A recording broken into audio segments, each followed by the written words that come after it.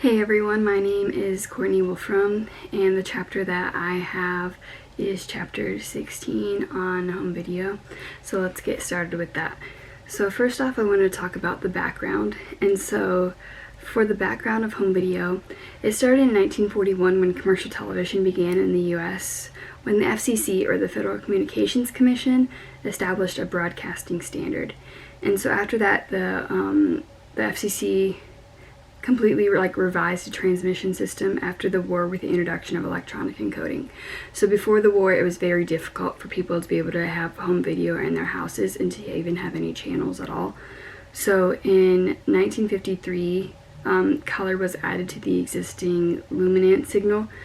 And so color and black and white transmissions were eventually compatible together. And so through a thing called reverse transmission, people were able to watch both their black and white television and color stations at the same time. So that was a big thing for technology when technology was moving forward. So on to the next slide, I talk about delivery, and it talks about delivery in the book, where in 1952, the FCC again, they formally accepted a plan to add ultra-high frequency, otherwise known as UHF television. And so back then, existing television sets, they needed an extra tuner to be compatible, as well as an extra antenna. And so when this was happening, UHF television stations, they felt as if they were second class because people did not have the money or did not want to spend the money to be able to watch UHF television. And so that was something that became a big issue and a hot button topic back then. And so in 1965, the FCC issued a final receiver call that forced TV manufacturers to include a second tuner for UHF channels.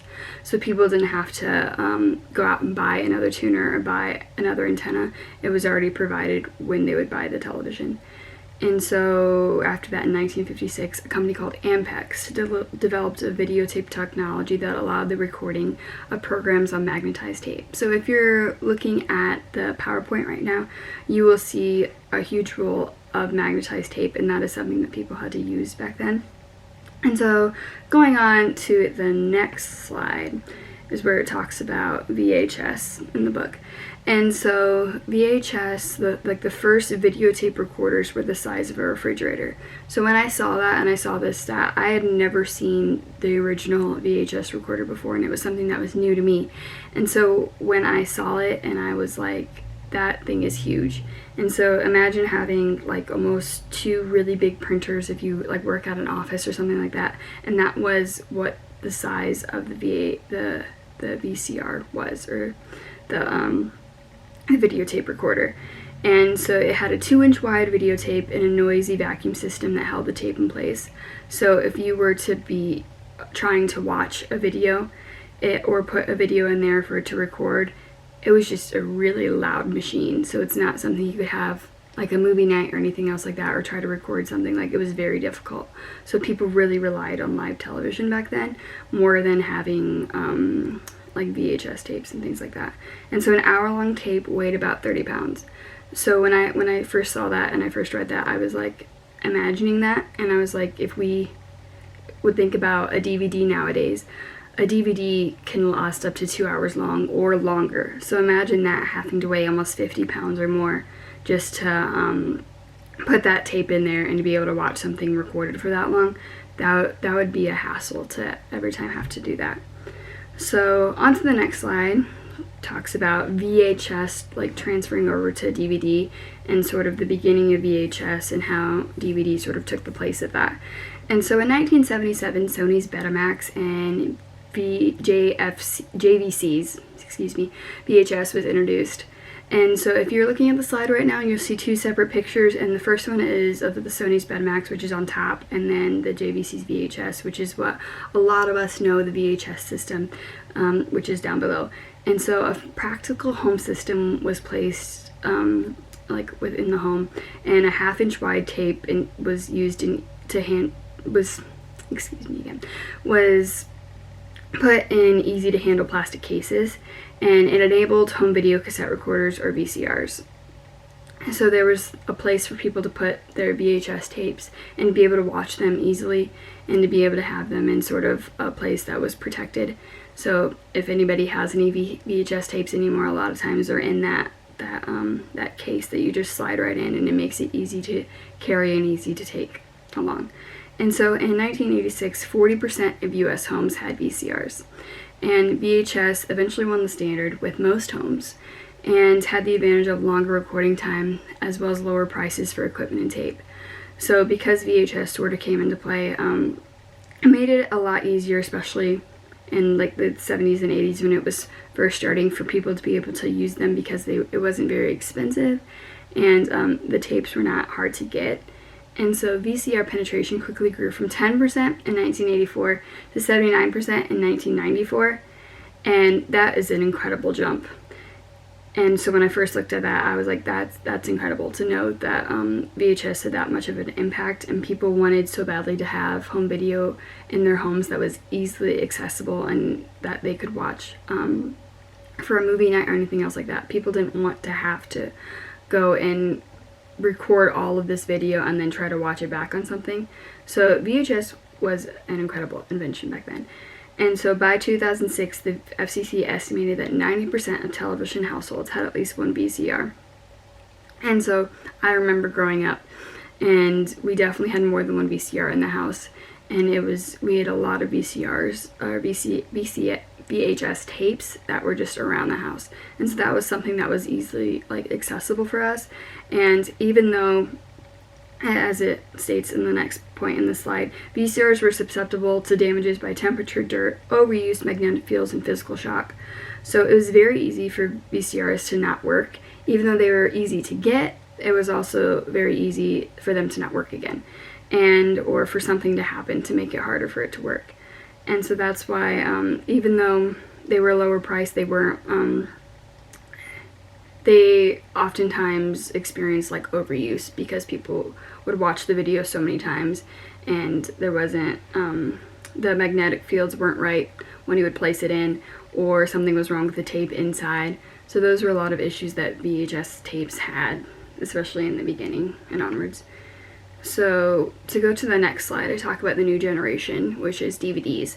And so in the 1980s, RCA and MCA Philips introduced video disc formats. So MCA and the Philips system used an optical recording system similar to today's digital versatile disc, or DVDs. So DVDs were introduced as a mass storage device in 1997 for all digital content. And so the DVD had enough storage capacity to store an entire motion picture in analog television quality, plus multiple language tracks and bonus content. So I remember, Lion King, I was already about 3 years old when it first, after it came out.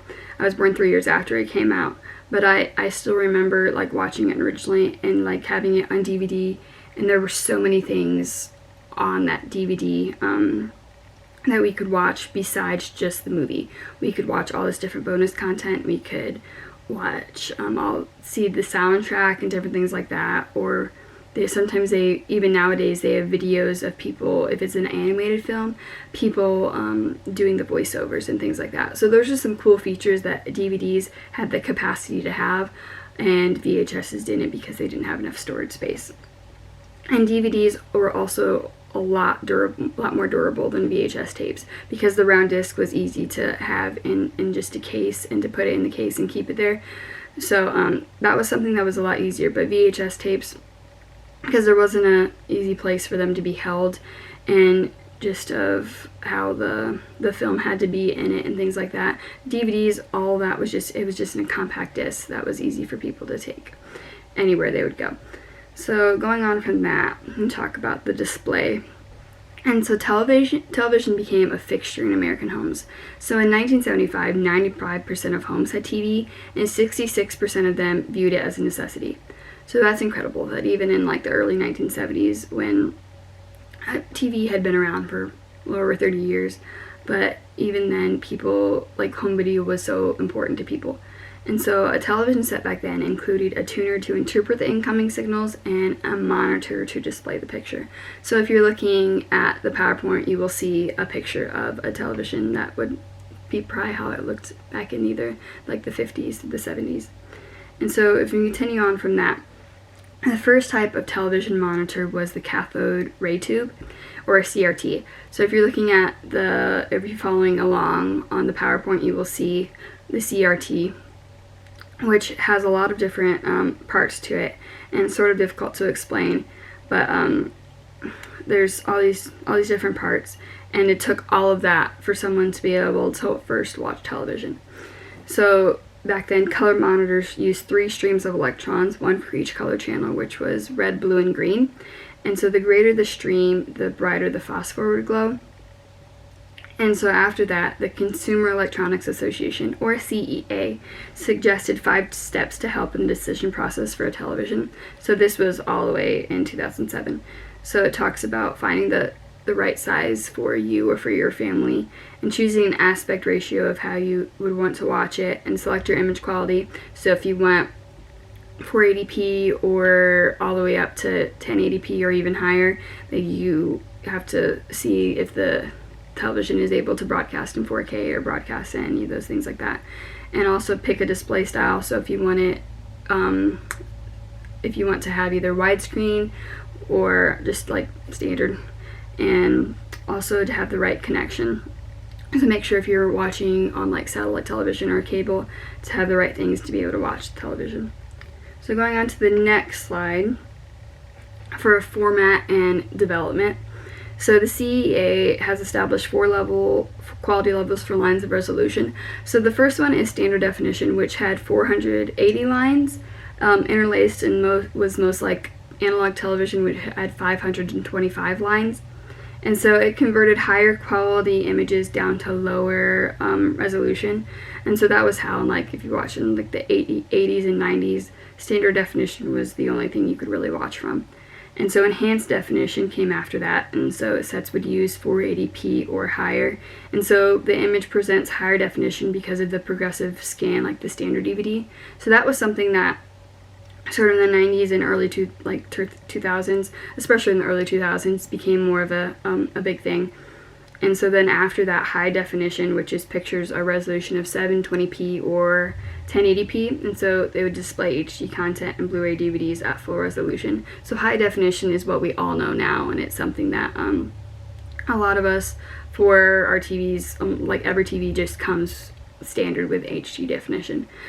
And after that, ultra high definition, which requires a 16:9 aspect ratio with the resolution of at least 2060p, which is crazy, and it's something that is starting to become more of a thing nowadays with like live action and things like that in 3D.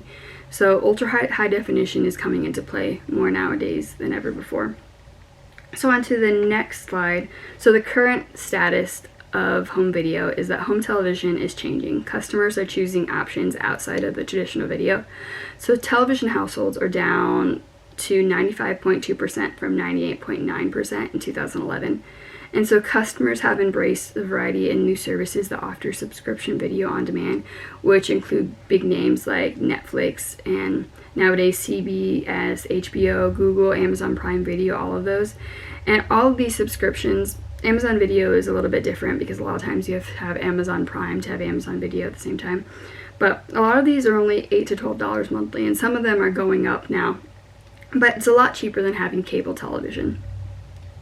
So approximately 43.2 million people are subscribed to Netflix in the US, and the number continues to rise. So for the next slide, and finishing this up, is I have some questions. And so they are: do you believe Netflix and other streaming services will completely take over cable television in the next few years? And so I went in to ask this question because I'm not an avid watcher of Netflix. I do have Netflix, but Netflix sort of takes a little while to be able to watch television shows and things like that. And the movies take a little while to be put on that. So Hulu is my go-to. Hulu or Amazon Prime Video are my 2 go-to services right now. And so unless I'm watching recordings or something like that, I don't really watch that much live television or cable television. And so the next question after that is, do you watch television? Why or not? Why or why not? And I'm very interested in this because there's a wide range of people that are in this class and of ages. And so for cable television, I've grown up watching like the news and things like that, so I would always watch that on cable television. But nowadays, that's probably the only thing that I continuously watch on cable. Sometimes I watch other videos and things like that. But most of the TV shows I watch, I can easily access on Hulu the next day if I miss it or if it's not recorded. So those are a few questions that I have, and so I'm very interested to see what you guys say with that. And so I thank you all so much for watching this video, and I'm sorry for any hiccups there may have been, but I hope that you learned a lot from this video, and I thank you guys so much for watching. Thank you. Bye.